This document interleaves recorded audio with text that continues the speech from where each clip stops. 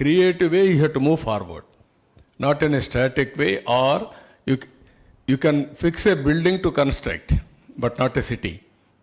One building you want to connect, what you need? One plan, money, one contractor. You can build 1 year, 2 years. It is not a building. It is a city promoted by various people.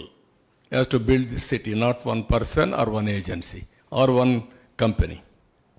Sir, financial crisis kuda chala Second question to you is, the farmer has given quite land to you, so they agitated for the development of Amravati, and many cases were booked on them. So will there be a call for it also?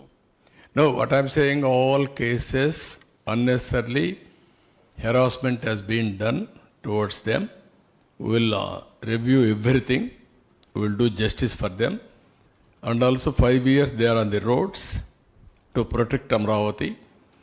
Ultimately they begged people, they collected some funds, they sold some money, some properties, or with their earnings, they spent huge money for courts by engaging advocates. Sir, Judiciary also sometimes justice.